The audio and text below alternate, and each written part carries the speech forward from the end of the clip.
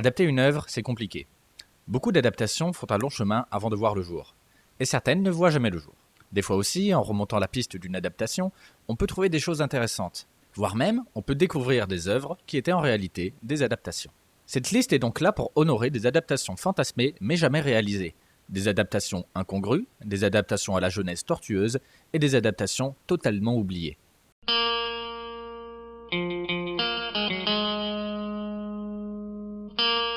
Commençons par un fantasme rêvé ou cauchemardé par de nombreux gens, celui d'un film sur The Legend of Zelda.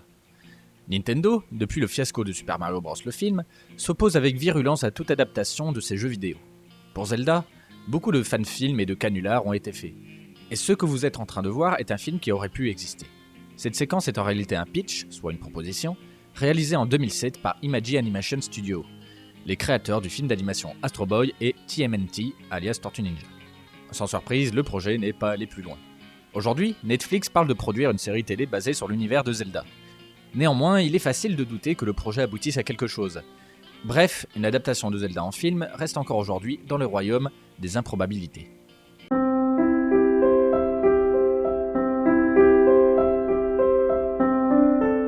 Si La Reine des Neiges est finalement sortie en 2013, il n'a plus rien à voir avec le conte de Andersen, et est en fait un projet qui n'a sans cesse changé de forme depuis que Walt Disney lui-même voulait le faire en 1937, soit une gestation de 76 ans. A l'origine, ce devait être un film live, avec des séquences animées sur la vie de Hans Christian Andersen. La partie live aurait été produite par Samuel Goldwyn.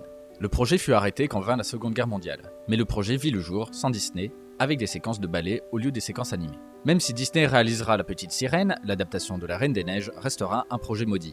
Le nouvel espoir se fut en 2008, avec Pixar, et notamment John Lasseter, qui convainc Chris Buck, co-réalisateur du film Tarzan, de revenir à Disney.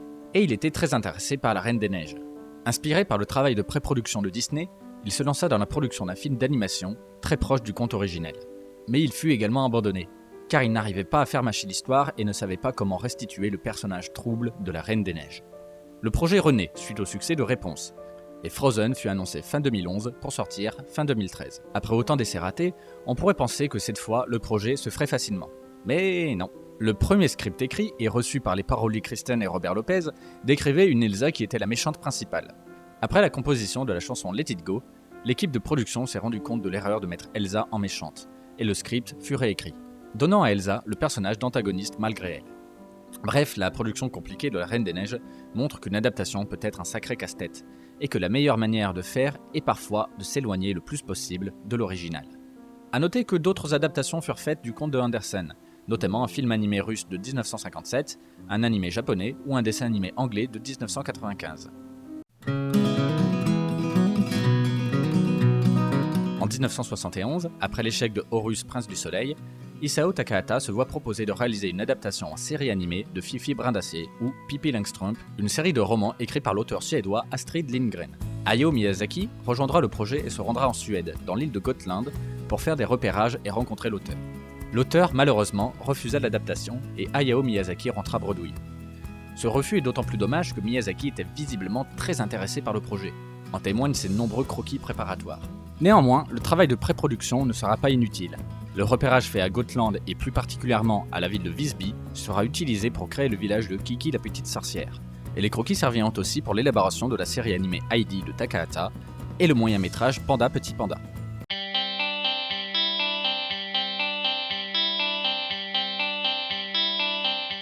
En 1971, Jim Abrahams et les frères Jerry et David Zucker, trio comique plus connu sous le nom des Zaz, faisaient des sketchs comiques au Kentucky Fried Theater. Pour se trouver de l'inspiration, ils enregistraient des programmes de nuit de la télé sur des cassettes, pour regarder les publicités.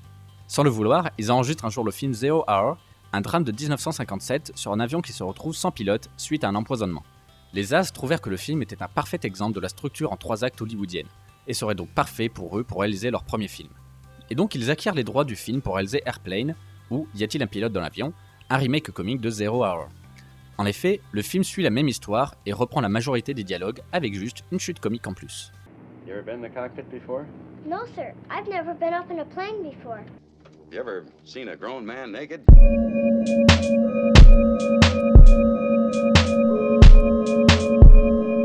Frankenstein ou le Prométhée moderne est à l'origine un roman écrit par Mary Shelley en 1816 alors qu'elle n'avait que 19 ans. Ce roman fait partie des œuvres phares de la littérature occidentale et de l'imaginaire collectif, et à ce titre, il fut souvent adapté. Comme le sous-titre l'indique, il est basé sur le mythe de Prométhée, le titan ayant façonné les humains à partir de la boue. L'adaptation ici présente est celle de Junji Ito, un mangaka plus connu pour des BD comme Tomie ou Spiral, dont je parlerai peut-être une autre fois. Adapté et réadapté, on peut s'attendre que la version en manga soit la plus éloignée de l'œuvre d'origine.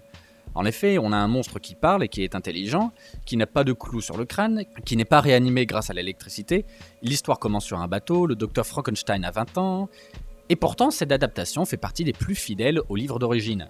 En effet, Frankenstein est un parfait exemple d'adaptation par remplacement. L'image collective du monstre de Frankenstein, que les gens confondent maintenant avec le docteur, vient essentiellement du film de 1931 avec Boris Karloff dans le rôle du monstre. Film très vaguement basé sur le roman de Mary Shelley. Et on pourrait dire la même chose de la plupart des mythes modernes. Des fois, pour redécouvrir un mythe qu'on penserait épuisé, il suffit de revenir à l'origine pour se rendre compte à quel point une idée peut évoluer.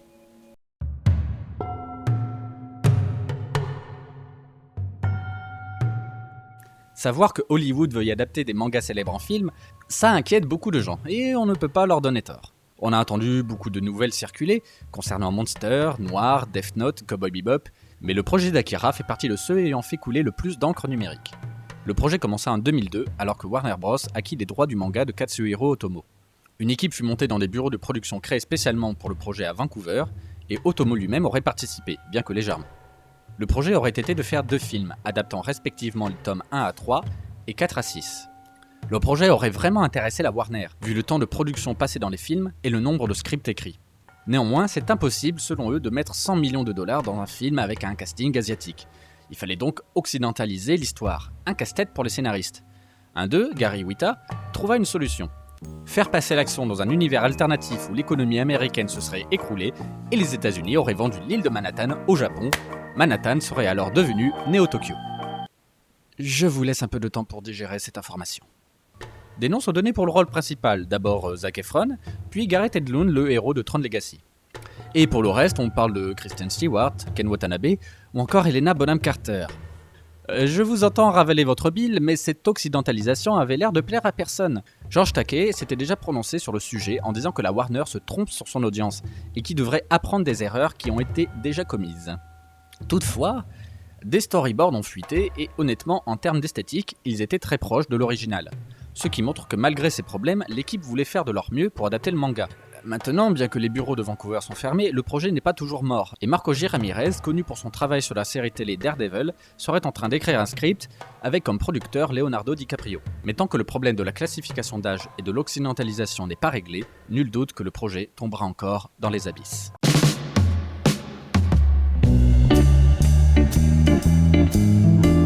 Pour les connaisseurs, Phoenix Wright est un jeu vidéo développé par Capcom mettant en scène un avocat débutant dans une série d'affaires improbables où il devra prouver l'innocence de son client à coups de preuves et d'objections.